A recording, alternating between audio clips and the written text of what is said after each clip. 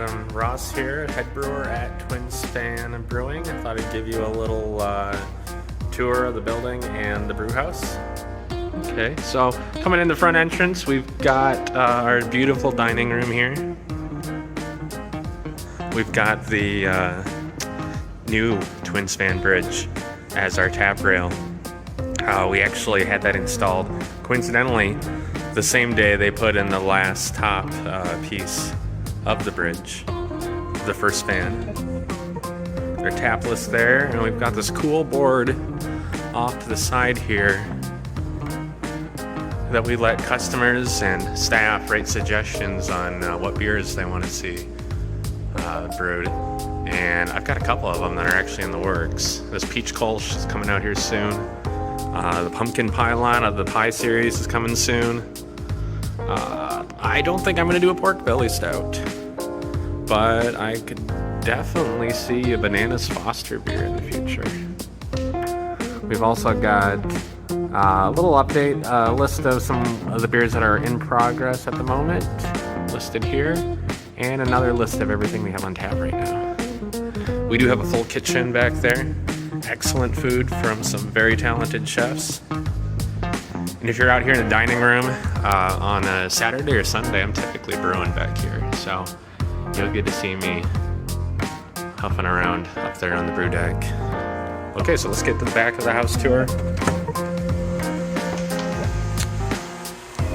So back here, here's a rack where I use a lot of the brewing salts and other stuff that's useful during the brew process. I make a big deal out of having the correct water for a beer. So what I like to say is that water is at least 95% of a beer. It's a huge ingredient that gets overlooked a lot. And there's a reason why, for example, Dublin is known for their stouts, and Munich is known for their Helles and Hefeweizen. Totally different beers, light, dark, kind of bitter and really soft. It's all because of the water. There's a reason those styles were founded there. So we have an RO system, which is actually right back here next to our boiler, and it feeds our cold liquor tank, which we have back here. So we've got a huge tank of cold liquor or cold water on demand, ready to be used during the brewing process. We'll come back to that in a minute. And this reverse osmosis water, it's basically as close to pure H2O as you can get. So if I want to do a beer like a Munich Hefeweizen, I can build that water to be chemically the same as the water they get in Munich based on the salts we have here. So I'm not limited by the water we have here along the Mississippi River. We are steam powered. Our brew house is steam jacketed, and there's our boiler. So when I go to brew a beer, I get the water ready, like I said, get the salts ready. I measure out the grain, and I put it in our mill here, which doubles as a standing desk for me since I don't have an office. And it mills, I can fit about 120 pounds of grain in the hopper at once. It goes through the mill, and it goes up the auger and screw there, and goes into this big hopper. I usually do that the day before I brew, since it is quite a bit of work and quite time consuming. So the grain will be milled the day before, and we'll hang out up there until it's time to go. And then on the brew day, I have the grain ready up here, and we have our hot liquor tank right here. It's kind of like a hot water heater in your home, only this guy holds like 1,000 gallons of water. So that water's warmed up and ready to be used in the brewing process. So I send the water over here. I get the temperature just right for adding the grain, and then I open the door and let the grain through. We have a hydrator, so it'll mix water with the grain as it's going into the mash tun. And then I'm adding the salts to make sure the water's just right. So this is looking inside our mash tun. This is where the grain goes in, gets mixed with the water. These rakes will turn around, it's on a motor during the whole mash. Make sure that all the grain gets in contact with the water. It looks and sometimes smells a lot like a giant bowl of oatmeal. And it's about that consistency as well. It smells pretty good. And then after it's spent enough time at the right temperature in this tank, that bottom is gated or slotted. So we collect the liquid from the bottom of that while we're adding fresh water on top, since we do a fly sparge, continuous sparge. We get the flow rate set on that correctly, and it goes over into our kettle. So here's our kettle. It is, like I said, it's steam jacketed. So there's no single direct source of heat here. All the walls, everything heats up the liquid.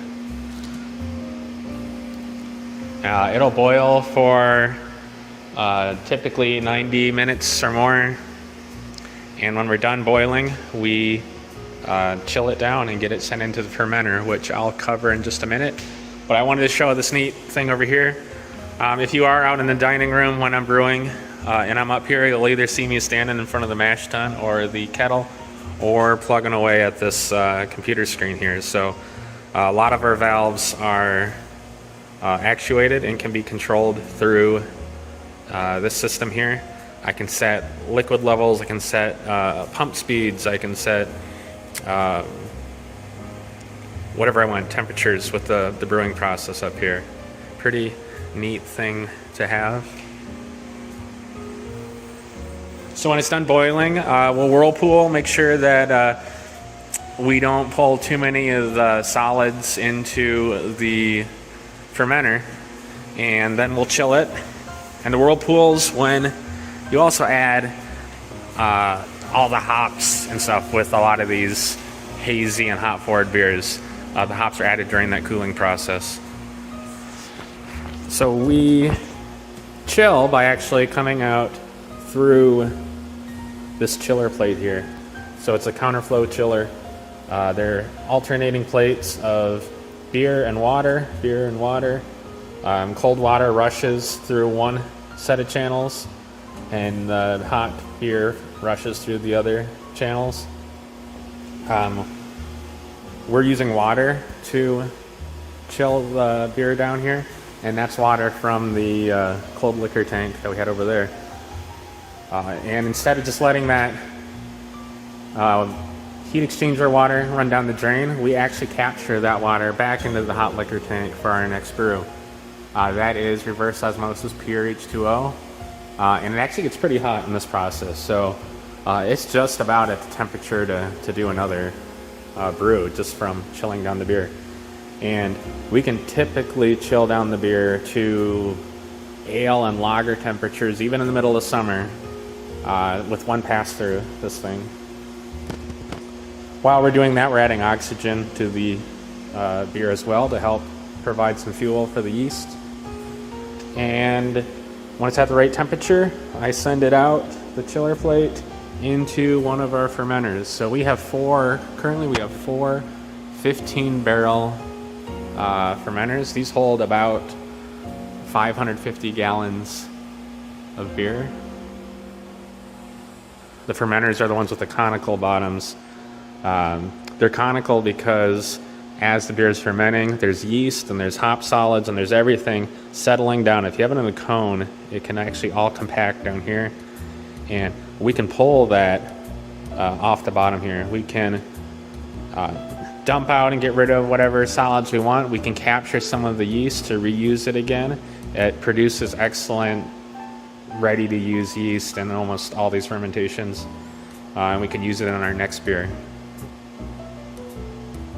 So after we get the fermentation complete, we can move it either into the bright tank, or we can carbonate in the tanks and keg directly off the fermenter. One thing I went over or skipped over, there's a little door up at the top of each fermenter, a little port. I'll dry hop through there, and beers that call for dry hopping. After the beer's in there, for every batch, I'll get up there and I'll add yeast through that for it. And so the beer will take, one of our fastest beers will be ready to go from brew day to kegging and serving in about 2 weeks. Our beers that are lagered can take 6 to 8 or even 10 weeks to condition. And they're all jacketed back here, so the brew house could be warm, and these beers can still sit at 30 degrees Fahrenheit, whatever we need them to sit at. So once they're done, like I said, we'll directly keg them, or we'll move them over to these bright tanks. These bright tanks are essentially giant kegs. So the beer goes in here to spend some time getting bright, getting clear, getting carbonated, and before we can keg it. And then we send it out to the cooler back there, where we can tap it, and the beer runs through a insulated channel below the floor and out to our bar up there for everyone to enjoy. And let's not forget this little system over here. This is our pilot system. It's where we can test out new recipes and make some really interesting stuff that might be something I'm not entirely sure everyone's gonna love, or it's an experiment I'm doing, or it's something that is just not possible to be brewed at this large a scale. So I've done sours, I've done a lot of fruited beers.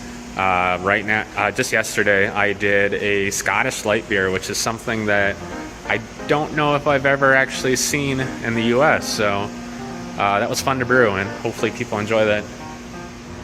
We have 2 fermenters for this system right now, and they're jacketed and chilled just like their big brothers over there.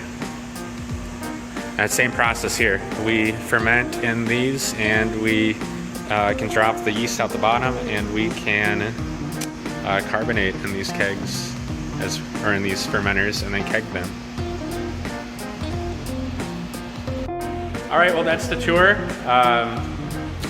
Hopefully one of these days you can all make it out, and I can give you the tour in person, or someone on our staff can show you around and enjoy seeing how the beer is made just a few feet away and through a window from where you're enjoying it. Cheers.